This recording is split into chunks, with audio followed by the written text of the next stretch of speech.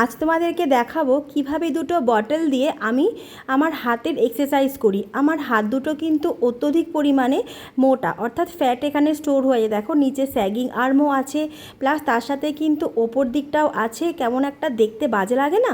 আর এই গরমে স্লিপলেস পরতে কার না ভালো লাগে, তাই না? তো সেটাও কিন্তু আমি হাতের জ্বালায় পরতে পারি না। তো তার জন্য আমি বাড়িতে কি করব, সিম্পল 3টে এক্সারসাইজ, এমন কিছু তামঝাম নয়।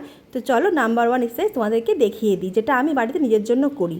তো দেখো, দুটো আমি 1 লিটারের জলের বোতল নিয়ে নিয়েছি এবং দুটো হাতে আমি ধরে নিয়েছি এবং আমি আমার এলবো দুটোকে কিন্তু এক জায়গায় ফিক্স করে দিয়েছি। দেখো তোমরা দেখতেই পাবে, ফিক্স করে দিয়ে আমি কিন্তু এবার এটাকে ওপরে তুলবো অ্যান্ড নামাবো। আর ওপরে তোলার সময় কিন্তু আমি একদম চেপে যতটা আমার ওপরে ওঠে আমি ততটা উপরে তুলবো, আবার ঠিক যতটা আমার নিচের দিকে নামে পুরো হাত স্ট্রেট করে আমি কিন্তু নামিয়ে দেবো। ঠিক আছে, এটা হলো আমাদের প্রথম এক্সারসাইজ। এই এক্সারসাইজগুলো আমি কটা করে করব, আমি কিন্তু এই এক্সারসাইজটা 12টা করে রেপিটেশন দিয়ে আমি কিন্তু 6টা সেট করব। ঠিক আছে, তো আমি এভাবেই বাড়িতে এগুলো এক্সারসাইজ করি। আর এটা করার ফলে তোমরা পরে দেখতেই পাবে হাতগুলো কিন্তু একদম টনটন টনটন করে, মানে একদম জাগা মতো মাসেলে গিয়ে কিন্তু কন্ট্যাক্ট হয়।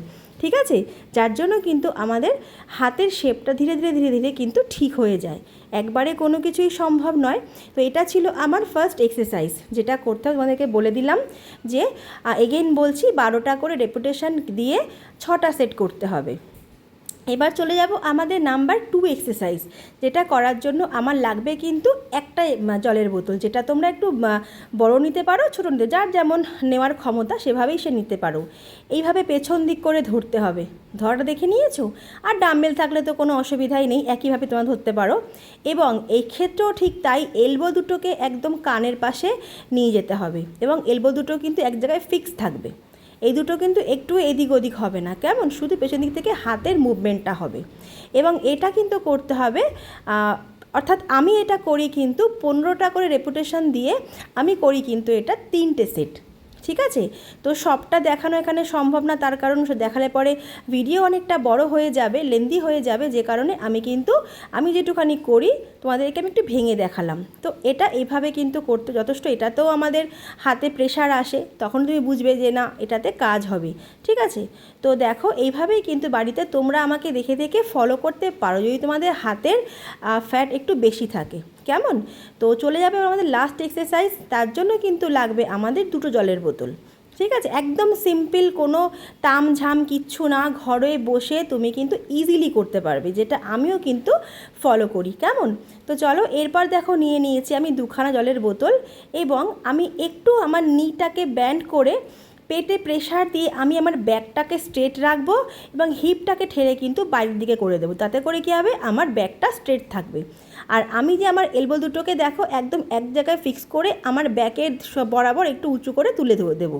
ঠিক আছে, তারপরে শুধুমাত্র আমার এলবো থেকে আমার যে হাতের রিস্ট আছে সেইটুকু আমার খালি মুভমেন্ট হবে। কেমন, তোমরা দেখতেই পাচ্ছ। এবং এটাও কিন্তু আমি সেমভাবে করব, 12টা করে রেপিটেশন দিয়ে আমি এটা করব কিন্তু 3 সেট। ঠিক আছে, তো এই হচ্ছে সিম্পল এক্সারসাইজ, যেটা বাড়িতে করে অনায়াসে কিন্তু হাতের ফ্যাটটাকে রিডিউস করা যায়। আর এটা কিন্তু এক ধরনের স্ট্রেংথ এক্সারসাইজ। কেমন, তো তোমাদের আজকের ভিডিও কেমন লাগলো অবশ্যই আমায় কমেন্টের মাধ্যমে জানিও।